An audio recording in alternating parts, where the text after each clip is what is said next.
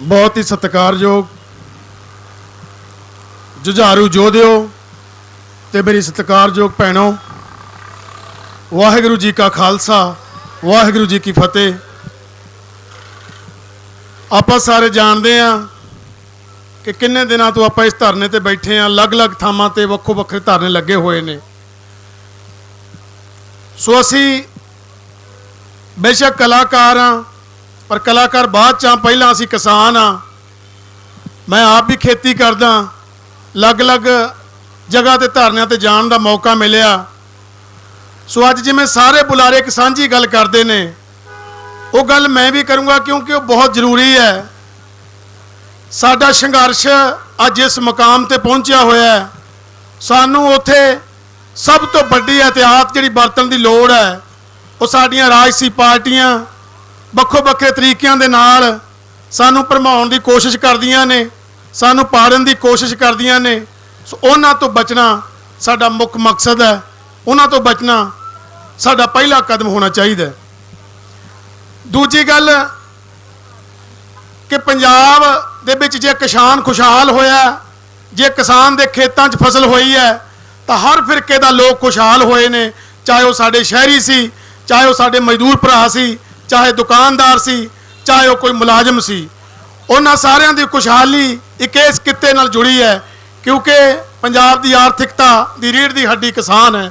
सो किसानां ने अन्न भंडार में जिथे हिस्सा पाया है, मैं समझदा है कि वो साडे बजुर्गां ने लंबे समय तो मेहनत करके, जिन्हों हरा इनकलाब कहंदे ने, वो लैके आंदा ते मुल्क दे अन्न भंडार 'च हिस्सा पाया है।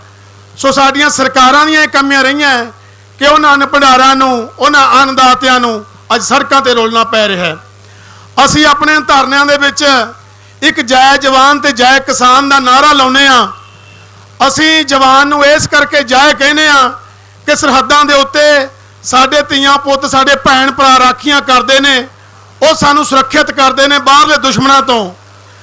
पर साडे किसानां ने सुरक्षित किया अनाज पैदा करके सानू उस भुखमरी तो।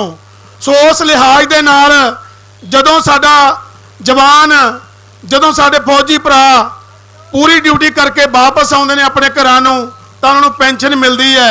सो मैं समझदा सी साडे बजुर्गां नूं एप्रीशिएट करन दे लई, साडे बजुर्गां नूं हल्लाशेरी दे लई उवें एक पेंशन देनी चाहिदी सी। पर सरकारां ने इन्हां नूं, इन्हां दीयां फसलां, इन्हां दीयां जमीनां खो के एक इहो जिहा तोहफा दिता है कि सारी उम्र ही याद रखन। सो बाबे बंदा सिंह बहादुर ने सानू मजारियां तो मालक बनाया, सानू साडे नाल गरदारियां हुई जमीनां दियां, असी मालक बने। असी जदों जम्मदे आ तां साडे नाल पहला किसान जुड़दा है कि फलाणियां दे मुंडा जम्मिया, फलाणियां दे धी जम्मी है। उस तो बाद असी होश संभलदे आ, पढ़दे आ, फिर सानू समझ आउंदी है कि फलाणी कांग्रेस पार्टी है, फलाणी अकाली पार्टी है, ਜਾਂ कोई होर पार्टी है। असी इन्हां पार्टियां नूं बाद विच समझण की कोशिश करते हैं।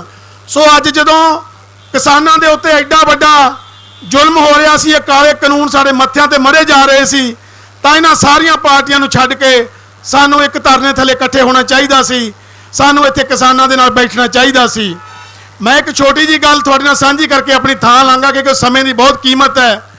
जिहड़े मेरे तो वड्डी उम्र के लोग इत्थे बैठे ने, वो इस गल नूं जानते ने कि सन 1984 दे विच जदों गवर्नरी राज लग्या, उदों साडे उत्ते एक बिलां दा मसला सी, एक बिजली दा बल सी पंजाब दा। सो असीं जाके गवर्नर हाउस घेरिया चंडीगढ़ जाके, 7 दिन साडे बजुर्गां ने वो गवर्नर हाउस घेर के रखिया। उदों की मसला सी कि साडे पटे वालियां मोटरां हुंदियां सी, उन्हां मोटरां दे उत्ते ही साडी टोके वाली मशीन सी, उन्हां मोटरां दे उत्ते साडे थ्रैशर सी, उन्हां मोटरां ते साडीआं घलाड़ियां सी। तां सरकार कहंदी कि जे तुसीं टोका करना है मोटर दे उत्ते, घलाड़ी चलाउणी है, थ्रैशर चलाउणा है, तां तुहानूं वध रेट देने पैणगे, तुहानूं बिल वध देना पऊगा। ते दूजी गल इह सी कि तुसीं मोनोब्लाक मोटरां लवाओ पटे वालीआं मोटरां छड्ड के। इह दलाली भी कीती हो गवर्नमेंट ने। तां साडे किसानां ने आप मुहारे जाके, जिवें अज इस धरने ते कोई किसी नूं सद्दा नहीं भेजदा, कोई किसी नूं अपील नहीं करदा, लोग अपने मुहारे आप उठ के घरां चों आउंदे ने अपने अपने साधनां ते। उदों भी 36 साल पहला लोग आप मुहारे उठ के चंडीगढ़ आए तो गवर्नर हाउस 7 दिन घेर के रखिया। 7 दिन बाद ਜਦੋਂ ਗੱਲਬਾਤ ਹੋਈ, ਗੱਲਬਾਤ ਹੋਣ ਤੋਂ ਬਾਅਦ ਜਦੋਂ ਧਰਨਾ ਚੱਕਿਆ ਗਿਆ ਤਾਂ ਸਾਡੀਆਂ ਪੋਲੀਟੀਕਲ ਪਾਰਟੀਆਂ ਨੇ ਕੀ ਕੀਤਾ, ਸਾਡੇ ਭੋਲੇ ਕਿਸਾਨਾਂ ਦੇ, ਸਾਡੇ ਭੋਲੇ ਜ਼ਿਮੀਂਦਾਰਾਂ ਦੇ ਮਨਾਂ 'ਚ ਇੱਕ ਗੱਲ ਪਾਈ ਕਿ ਤੁਹਾਡੇ ਲੀਡਰ ਵਿਕ ਗਏ, ਜੇ 7 ਦਿਨ ਧਰਨਾ ਹੋਰ ਰੱਖ ਲਏ ਤਾਂ ਕਣਕ ਦਾ ਰੇਟ 84 ਸਨ ਦੇ ਵਿੱਚ 2000 ਰੁਪਇਆ ਹੋ ਜਾਣਾ ਸੀ। ਸੋ ਇਹ ਗੱਲ ਕਿਉਂਕਿ ਹਮੇਸ਼ਾ ਹੀ ਰਾਜਸੀ ਪਾਰਟੀਆਂ ਨੇ ਆਪੋ ਆਪਣੇ ਲਾਲਚਾਂ ਦੇ ਲਈ ਸਾਨੂੰ ਭਰਮਾਉਣਾ ਹੁੰਦਾ ਹੈ, ਆਪੋ ਆਪਣੇ ਲਾਲਚਾਂ ਦੇ ਲਈ ਧਰਮਾਂ ਦਾ ਨਾਮ ਵਰਤ ਕੇ, ਕਦੇ ਦੇਸ਼ ਦਾ ਨਾਮ ਵਰਤ ਕੇ ਪੰਜਾਬ ਨੂੰ ਲੁੱਟਿਆ। ਸੋ ਅੱਜ ਵੀ ਇਹਨਾਂ ਧਰਨਿਆਂ ਨੂੰ ਖਿੰਡਾਉਣ ਦੀ ਕੋਸ਼ਿਸ਼ ਕਰ ਰਹੀਆਂ ਪਾਰਟੀਆਂ, ਲੱਗੋ ਲੋਗੇ ਤਰੀਕੇ ਦੇ ਨਾਲ ਸਾਨੂੰ ਭੰਡ ਰਹੀਆਂ ਨੇ। ਇਸ ਗੱਲ 'ਚੋਂ ਬਚਣਾ ਹੈ। ਅਸੀਂ ਕਿਸਾਨ ਫਸਲਾਂ ਨਹੀਂ ਬੀਜਦੇ, ਅਸੀਂ ਜ਼ਿੰਦਗੀਆਂ ਬੀਜਦੇ ਹਾਂ। ਅਸੀਂ ਜ਼ਿੰਦਗੀ ਨੂੰ ਚਲਾਉਣ ਦਾ ਸਭ ਤੋਂ ਵੱਡਾ ਸਾਧਨ ਆ। ਥੋੜੇ ਦਿਨ ਪਹਿਲਾਂ ਕਿਸੇ ਮੇਰੇ ਵੀਰ ਨੇ ਫੇਸਬੁੱਕ ਤੇ ਇੱਕ ਬੜੀ ਕਮਾਲ ਦੀ ਗੱਲ ਪਾਈ ਕਿ ਜੇ ਸਾਡੇ ਖੇਤਾਂ 'ਚੋਂ ਕੋਈ ਗੰਨਾ ਪੱਟ ਕੇ ਲੈ ਜਾਂਦਾ ਹੈ, ਕੋਈ ਬੰਦਾ ਸਾਡੀ ਟਰਾਲੀ 'ਚੋਂ ਗੰਨਾ ਖਿੱਚ ਲੈਂਦਾ ਹੈ, ਕੋਈ ਸਾਡੇ ਖੇਤਾਂ 'ਚੋਂ ਸਾਗ ਤੋੜ ਲੈਂਦਾ ਹੈ, ਤਾਂ ਅਸੀਂ ਉਹਨੂੰ ਇਹ ਨਹੀਂ ਕਿਹਾ ਕਿ ਤੇਰੇ ਵੱਲ 50 ਰੁਪਏ ਬਣ ਗਏ, 75 ਰੁਪਏ ਬਣ ਗਏ। ਪਰ ਤੁਸੀਂ ਕਿਸੇ ਦੁਕਾਨ ਤੋਂ 1 ਰੁਪਏ ਦੀ ਮਾਚਿਸ ਦੀ ਡੱਬੀ ਚੱਕ ਕੇ ਦੇਖੋ, ਕਹੂਗਾ ਭਾਈ ਸਾਹਿਬ ਤੁਹਾਡੇ ਵੱਲ 1 ਰੁਪਇਆ ਬਣ ਗਿਆ। ਇਹਨਾਂ ਲੋਕਾਂ ਨੂੰ ਤਾਂ ਅੰਨਦਾਤੇ ਕਿਹਾ ਜਾਂਦਾ ਸੀ, ਅੰਨਦਾਤੇ ਤਾਂ ਕਹਾਉਂਦੇ ਨੇ। ਸੋ ਸਾਡੇ ਲਈ ਵੱਡਾ ਸਮਾਂ ਇੱਕ ਹੋਣ ਦਾ ਸਮਾਂ, ਜਦੋਂ ਤੱਕ ਅਸੀਂ ਇੱਕ ਰਹਾਂਗੇ ਉਦੋਂ ਤੱਕ ਅਸੀਂ ਇਹ ਲੜਾਈ ਲੜਦੇ ਰਹਾਂਗੇ, ਉਦੋਂ ਤੱਕ ਆਪਣਾ ਰੋਸ ਪ੍ਰਗਟ ਕਰਦੇ ਰਹਾਂਗੇ, ਤਾਂ ਕਿ ਆਉਣ ਵਾਲੀਆਂ ਨਸਲਾਂ ਨੂੰ ਇਹ ਪਤਾ ਲੱਗੇ ਕਿ ਜਦੋਂ ਇਹ ਕਾਲੇ ਕਾਨੂੰਨ ਸਰਕਾਰ ਨੇ ਸਾਡੇ ਮੱਥਿਆਂ ਤੇ ਮੜੇ ਤਾਂ ਸਾਡੇ ਬਜ਼ੁਰਗਾਂ ਨੇ, ਸਾਡੇ ਬਾਪ ਦਾਦਿਆਂ ਨੇ, ਸਾਡੀਆਂ ਮਾਵਾਂ ਭੈਣਾਂ ਨੇ ਇਕੱਠੇ ਹੋ ਕੇ ਇਹਦਾ ਵਿਰੋਧ ਕੀਤਾ ਤੇ ਸੰਘਰਸ਼ ਲੜਿਆ ਸੀ। ਅੱਜ ਅਸੀਂ ਆਜ਼ਾਦੀ ਦੀ ਲੜਾਈ ਦੇ ਯੋਧਿਆਂ ਨੂੰ ਯਾਦ ਕਰਦੇ ਹਾਂ ਕਿ ਸਾਡੇ ਬਾਬੇ ਦਾਦੇ, ਸਾਡੇ ਗਦਰੀ ਬਾਬੇ ਜਾਂ ਦੂਜੇ ਸਾਡੇ ਸ਼ਹੀਦ ਪੰਜਾਬ 'ਚੋਂ ਹਿੱਸਾ ਪਾਉਂਦੇ ਰਹੇ, ਉਹ ਲੜਾਈਆਂ ਲਈ ਲੜਦੇ ਰਹੇ। ਸੋ ਅੱਜ ਸਾਡਾ ਫਰਜ਼ ਬਣਦਾ ਹੈ ਕਿ ਅਸੀਂ ਉਹ ਰਵਾਇਤੀ ਪਾਰਟੀਆਂ ਛੱਡ ਕੇ, ਖੁੰਡਾਂ ਦੀਆਂ ਚਰਚਾ ਛੱਡ ਕੇ ਇਹਨਾਂ ਇਕੱਠਾਂ ਵਿੱਚ ਬੈਠੀਏ ਤੇ ਆਪਣੇ ਏਕੇ ਦਾ ਸਬੂਤ ਦਈਏ। ਬਹੁਤ ਬਹੁਤ ਮਿਹਰਬਾਨੀ, ਸ਼ੁਕਰੀਆ, ਧੰਨਵਾਦ ਜੀ।